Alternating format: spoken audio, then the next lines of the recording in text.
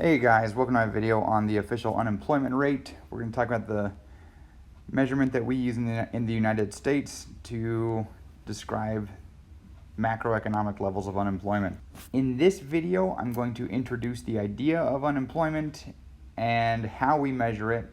I'll also talk about the labor force participation, and I'll show a couple of quick measurement examples.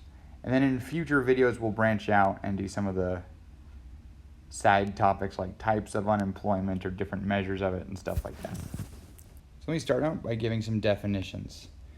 1, you are employed if you work for 1 or more hours per week for pay, or 15 or more hours per week in a family business. That is our definition of employed. You are called unemployed if you don't meet those criteria, but you are actively looking for work. Let's see, another definition, we'll say working age population. Well, that is usually considered to be ages 16 and up. Okay, and we're going to use these definitions to build a couple more that we're going to use in our statistics. All right, one more and then we'll build our more interesting ones. The labor force is the number of people who are employed plus the number of people who are unemployed. So the labor force includes everyone who either has a job or is currently searching for a job. And if you're not searching for a job, you don't count. So for instance, if you are a full-time student who is not looking for work, you don't count in the labor force. If you are retired and you're choosing not to work because you're done, you don't count.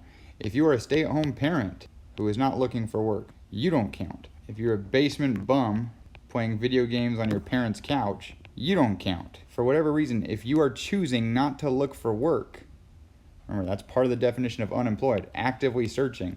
If you're not doing that, you don't count as unemployed. We're going to use these bits of information to calculate things that we care about in our economic statistics. One of these is the labor force participation rate. This is a measure of how many people in your economy are currently wanting to have a job.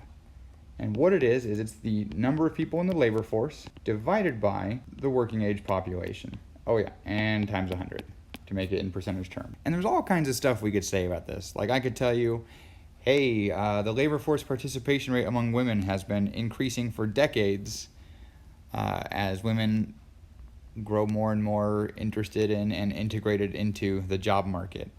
Or I could tell you that the overall labor force participation rate has been going down for the last few years, at least in part because of the baby boomers retiring.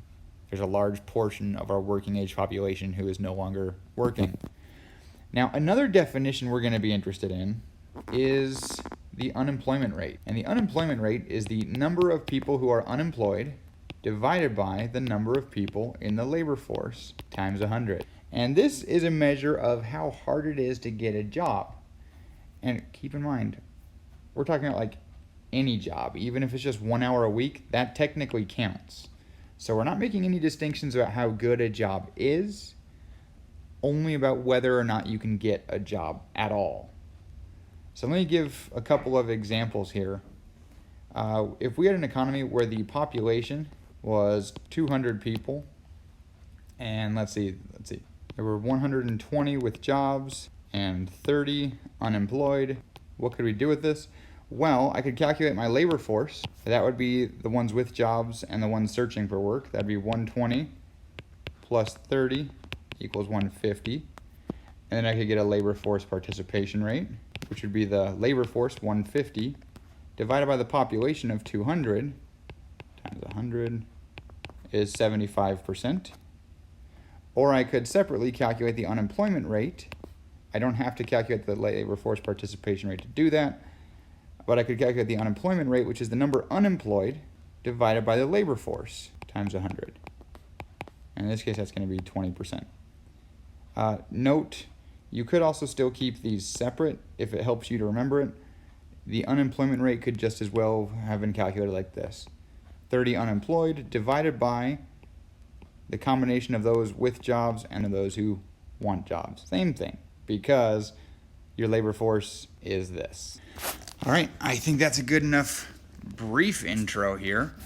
In my next couple of videos, we're going to explore other ideas about this and some of its strengths and weaknesses and cool little side topics. So I hope this is helpful. If not, too bad, but thanks for watching anyway. I'll see you guys later. So happy econing.